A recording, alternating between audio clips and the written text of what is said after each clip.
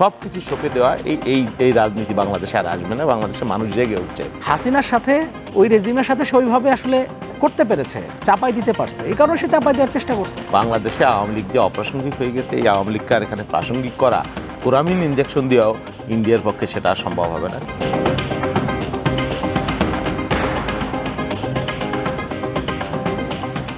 India নিয়ে আমার প্রশ্ন, ধরুন এখানে বাংলাদেশে প্রয়োজনে বাংলাদেশের মানুষ, বাংলাদেশের সরকার, বাংলাদেশের রাজনৈতিক দল যেটা ভালো মনে করছে যে আওয়ামী লীগ বা ফ্যাসিস্ট তাদেরকে কার্যক্রম নিষিদ্ধ বা স্থগিত করে, নিবন্ধন স্থগিত করে আইনি প্রক্রিয়ার মধ্যে নিয়ে একটা সিদ্ধান্তে আসবে। ভারত কেন উদ্বিগ্ন? ওই যে নিজের নাক কাটে পরের যাত্রা ভঙ্গ করা, সবগুলোর ওইখানে আশ্রয় দিয়েছে দুর্বৃত্ত দস্যু। তার আগে তাদের হয়েছে কি, ওই যে বাড়ির ভিত্ত যদি বিপদে পড়ে না, কি করে, আশ্রয় তো দেয় আত্মীয় স্বজনের বাড়ি, নিজের বাড়িতে এককারের ভিত্ত। তো শেখ হাসিনা ছিল তাদের ভিত্ত, আওয়ামী লীগ ছিল তাদের কেনা গোলাম। সেই জন্যে তার বিপদে তারা এখন বেসামাল হয়ে পড়েছে। আপনি কয়েকদিন পরে দেখবেন যেভাবে তারা ওখান থেকে শুরু করছে, ওই আওয়ামী লীগ ওখানেই থাকবে, এপার আর থাকবে না। আওয়ামী লীগ ওই বীরভূম শাখা, আওয়ামী লীগ কুচবিহার শাখা, আওয়ামী লীগ ওই দক্ষিণ কলিকাতা শাখা, এরকম শাখা শাখা, বর্ধমান শাখা আওয়ামী লীগ, হ্যাঁ, এইসব নাম শুনবেন আপনি। বাংলাদেশে আওয়ামী লীগ, ওই যে জেউল করি রনি যেটা বলেছে, বাংলাদেশে আওয়ামী লীগ যে অপ্রাসঙ্গিক হয়ে গেছে, এই আওয়ামী লীগকে আর এখানে প্রাসঙ্গিক করা, কোরামিন ইনজেকশন দিয়েও ইন্ডিয়ার পক্ষে সেটা সম্ভব হবে না। তবে এই যে তাদের নীতি আদর্শ এবং তাদের গণমাধ্যমের যে ভূমিকা, এটা তো একেবারে স্পষ্টতই এটা তাদের দন্যতা এবং তাদের কি বলবো, এটাকে বলে এক ধরনের মানে অসভ্যতা। এই অসভ্যতা আন্তর্জাতিক পরিমণ্ডলও দেখছে, বাংলাদেশের মানুষও দেখছে, এবং এই অসভ্যতার যে কী পরিণতি এটা তারা ভোগও করেছে। তাদের পররাষ্ট্রনীতির এখানে যে ভয়ানক দুর্বলতা বা স্বেচ্ছাচারিতা বা একপক্ষীয়, তার ফল কিন্তু ইন্ডিয়া ভোগ করেছে। এই উনি যেটা বললেন যে এখানে অ্যাপারেন্টলি মনে হবে যে আওয়ামী লীগ পরাজিত হয়েছে, কিন্তু বৃহৎ অর্থে এখানে কিন্তু পরাজিত হয়েছে মোদি এবং তার সরকার এবং হিন্দুত্ববাদী নেতৃত্ব।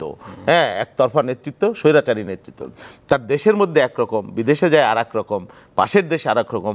হ্যাঁ, এটা ঠিক, তার চিন্তা মানে স্বার্থবাদী চিন্তা, যে এরকম দাস তো আর পাবে না, এরকম সার্ভিস তো আর পাবে না, যাচ্ছে তা একটা মানে এক্সটেনশন হিসেবে, দিল্লির বা কলকাতার এক্সটেনশন হিসেবে, এটা কেউ তাকে দিবে না বাংলাদেশে। আর যেই আসুক, যে চলমান রাজনীতি, এক জাতীয় পার্টির আওয়ামী লীগ ছাড়া বাংলাদেশে অন্য কোনো রাজনৈতিক দল একেবারে করকমলে নিজেকে বিসর্জন দেওয়া, সব কিছু সঁপে দেওয়া, এই রাজনীতি বাংলাদেশে আর আসবে না। বাংলাদেশের মানুষ জেগে উঠছে। তবে আজকের দিনে আবার স্পষ্টতই বলি যে এই হিন্দুস্তান এবং তার সরকার এবং তার গণমাধ্যম যে আজগুবি, এক পেশে এবং মানে উস্কানিমূলক এবং গুজব প্রচার করা, এটা অবিলম্বে বন্ধ করা উচিত। এবং আমাদের সরকারেরও এই বিষয়ে স্পষ্ট এবং দৃঢ় ভূমিকা এবং পদক্ষেপ নিতে হবে। যে সাকিব আনোয়ার, আপনি কি মনে করেন ভারতের মানে কিছুদিন পর পর তাদের যে রাষ্ট্রীয় প্রতিক্রিয়া দেখেন, এই প্রতিক্রিয়াকে আপনি কীভাবে ব্যাখ্যা করবেন? ওই যে যেটা ওনারা দুজন যেটা বললেন, তার সাথে একমত। ভারতকে আসলে আওয়ামী লীগ বা মানে আওয়ামী লীগ অবৈধভাবে ক্ষমতায় টিকে থাকার জন্য তার কাউকে দরকার পড়েছে, কারণ সে যেহেতু জনগণের ভোটে নির্বাচিত না, ফলে কোনো একটা খুঁটির জোরের দরকার পড়েছে। ওই যে বলেন না, ছাগল নাচে খুঁটির জোরে, তো খুঁটির জোরটা যেখানে ছিল, খুঁটির জোটটাকে মানে পাকাপোক্ত করার জন্য ভারত আসলে যেভাবে প্রতিবেশী রাষ্ট্র হিসেবে তার যতটুকু প্রাপ্য বা যেভাবে আসলে আমাদের ডিল করা উচিত ছিল, সেভাবে আসলে আমরা ডিল করি নাই। আমরা একপাক্ষিকভাবে ভারত আসলে যেভাবে তার জন্য ভালো, সেভাবেই আসলে আমাদের দেশে ফরেন পলিসি তৈরি করে ফেলতে পেরেছে। এখানে অবশ্যই একটা পয়েন্ট আছে, সেটা হচ্ছে যে ধরেন ভারতে যে সরকারই আসুক, এখন ধরেন বিজেপি সরকার আছে, নরেন্দ্র মোদী প্রধানমন্ত্রী, এরপরে যদি ধরেন কংগ্রেসও ক্ষমতায় আসে, দেন আওয়ামী লীগ প্রশ্নে কিন্তু আবার কংগ্রেস বিজেপি কিন্তু আবার তাদের মধ্যে কিন্তু কোনো অনৈক্য নাই, তারা কিন্তু ওই জায়গাতে আবার এক। এর কারণ হলো যে কংগ্রেস যদি ক্ষমতায় আসে কিংবা বিজেপি যদি ক্ষমতায় আসে, যেই আসুক না কেন, সেটা ভারতের জনগণের ভোটে নির্বাচিত হয়ে আসবে। বলে ভারতের জনগণের জন্য যেটা বেটার, আপনাকে পানি না দিয়ে সে পারতেছে, তো আপনি পানি দিতে যাবে কেন? সে তো ভারতের জনগণের ভোটে নির্বাচিত, বাংলাদেশের জনগণের ভোটে তো নির্বাচিত না।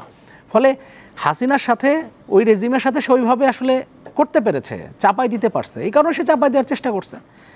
কিন্তু বিষয় হলো যে ধরে এখনো তাদের কিসের এত আশা যে আওয়ামী লীগকে আশা, এইটা আসলে তাদের মানে আমি মনে করি আসলে এটা তাদের ফরেন পলিসির ভুল।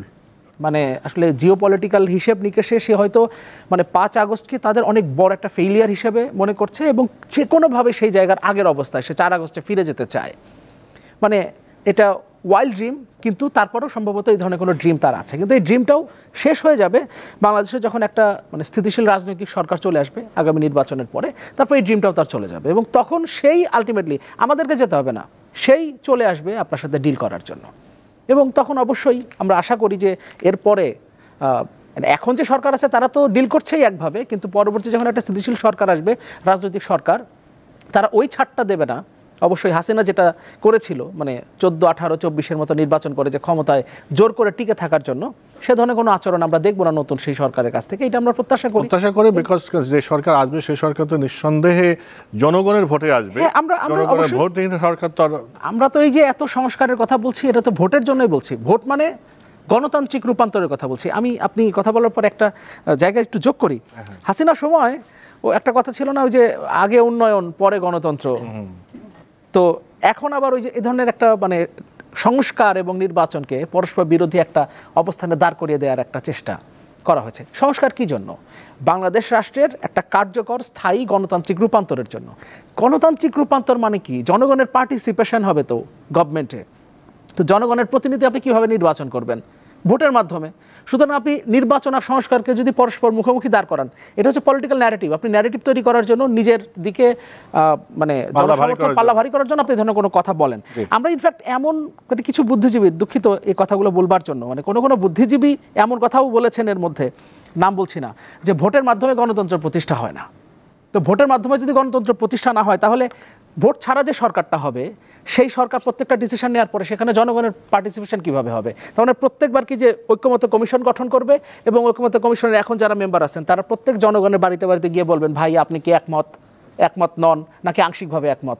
মানে এই প্রশ্ন তো প্রত্যেকজনের বাড়ি বাড়ি গিয়ে করা সম্ভব না। সুতরাং ভোটের মাধ্যমেই একটা নির্বাচিত প্রতিনিধির সরকার হবে, জনগণের আলটিমেটলি যে জনগণের সদিচ্ছা সেটা প্রতিফলিত হয়।